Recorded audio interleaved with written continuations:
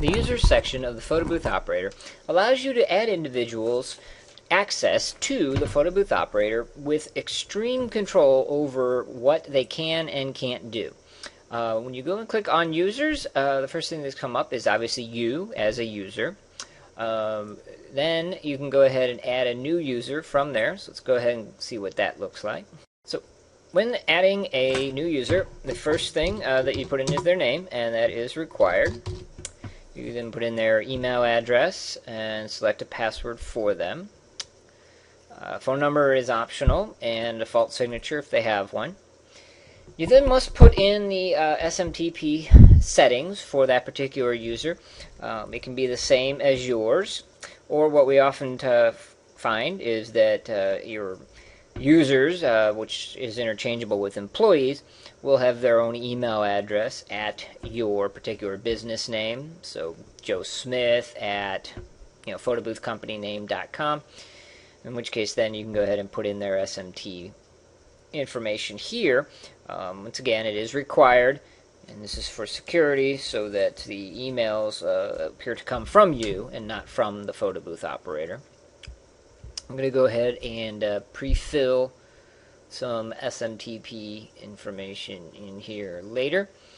If you are on one of the more common SMTP carriers, such as Gmail, Hotmail, AOL, Yahoo, AT&T, Charter, Comcast, or GoDaddy, we have their suggested settings already here, and so you would just select one of them, and that information will automatically populate.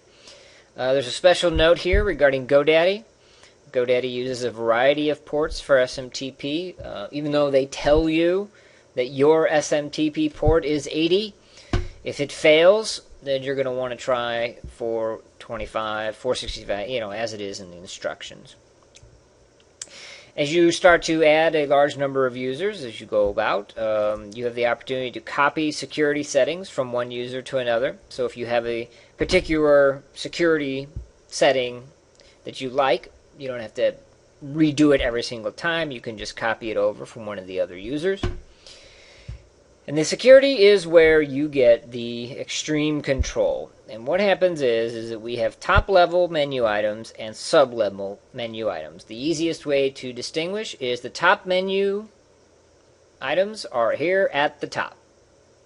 If you deny access to any one of these, for instance, you do not want some particular user to have anything to do with the client portal, this client portal icon and option simply will not even show up, much less all of the options underneath it, to that user.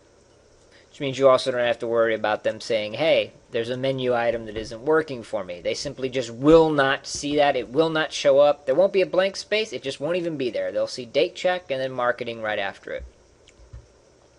Sub-menu item are the sub-menu items underneath the top level. So the dashboard, etc., etc. And so basically all you do is you select which one or more of these you do not want people to have access to. By default, they have access to everything. So if I wanted to get rid of that client portal, like I was saying before, I just select client portal here.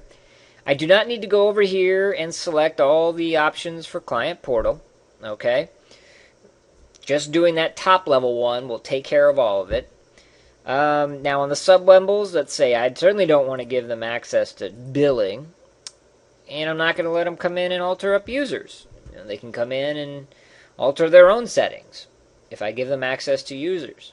Maybe I have a manager who is going to be doing more of the day-to-day photo booth operator functions for me. Maybe I'll let them do things with users, but perhaps not billing. It's entirely up to you.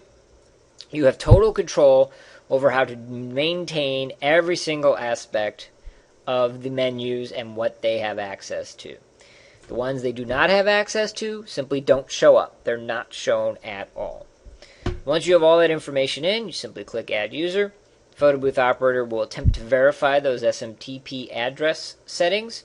If it fails, you will be notified and the user is not added. It is extremely important. If you fail the SMTP address check, the user is not added. When you go back to the user screen, they will not be there. You must get that green verification that they have been successfully added and the SMTP address has been successfully verified.